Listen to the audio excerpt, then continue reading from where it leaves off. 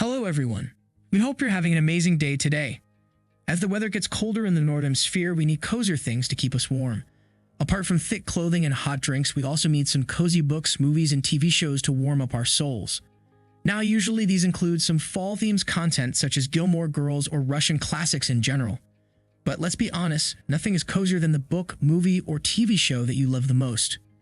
So even though it's not the coziest show out there, as of November 13, Yellowstone is the #1 show for us these days. When we see the familiar faces of the Duttons, we forget about everything that bugs us in our lives. Of course, this doesn't mean that we don't get stressed over the troubles in the Duttons' lives. But there's something very guilty pleasure-like in watching Yellowstone, and we cannot help but enjoy it despite our sorrow. Season 5's first 2 episodes have also not been very different from the rest of the series in terms of its stress-inducing nature. In fact, the tension between Jamie and Beth was so sharp that it could be cut with a knife. To be honest, at first, when we saw that Jamie was finally with his family after all this time, we were relieved as we missed that complete family picture. But as we got deeper, it was clear that there were lots of unspoken feelings. First of all, it was clear that Jamie was still resenting John for being the candidate for governorship, as it was clear that position was destined to be his. According to Wes Bentley, who plays the part of Jamie, this move has finished the image of John in Jamie's eyes. In a recent interview, Bentley said the following: I think any sort of mythical character John was to Jamie died when he ran for governor, because he spent his whole life railing against politicians, railing against lawyers, the law, the government, and now he's the governor, not Jamie, but John. I think it cleared something up that his dad is a hypocrite. He probably knew that more lightly before, but this is a full hypocrite. This is not a real man. 2 things happen there. You lose respect, and also he sees a weakness, and that might be something to exploit. Well, these words certainly do not reflect any compassion on Jamie's part towards John. But if we were to play devil's advocate, you would say that John actually explained to Jamie why he has been the candidate. He said that even though Jamie was supposed to be the governor, he didn't support Jamie for being valuable to the Yellowstone ranch. So he felt the need to sacrifice himself for the part. Despite this explanation, we don't think Jamie will do what John says and be there for him and the ranch at all times. Before anything, there is the factor of Beth, who is constantly bashing him, humiliating him, treating him as if he is nothing, and ultimately triggering him to do something bad.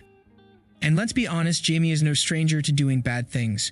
In fact, according to Bentley, he does bad things every single season as if this is a character trait.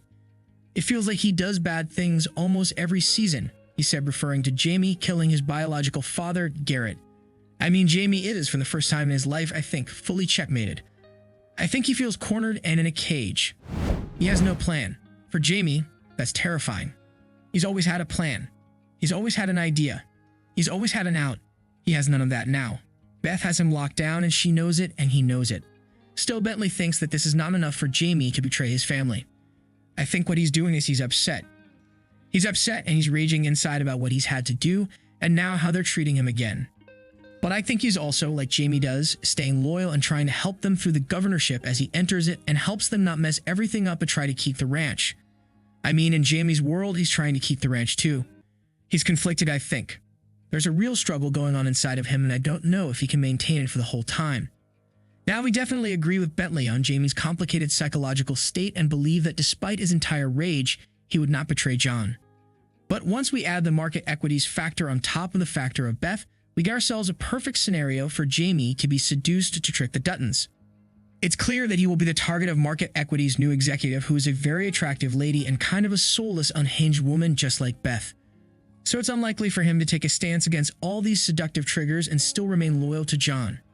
To be honest, if we would see him conspire against John with Market Equities, we wouldn't be surprised.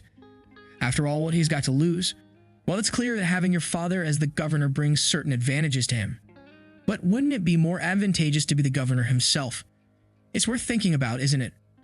Do you think Jamie is likely to betray John or not? Do you think he can dare to confront Beth and cooperate with Market Equities? Or do you see a bright future for Jamie in which he finally makes things up with Beth and they live as a family happily ever after again? Let us know what you think in the comments below, and don't forget to like, subscribe, and share the video. Thank you for watching. See you soon.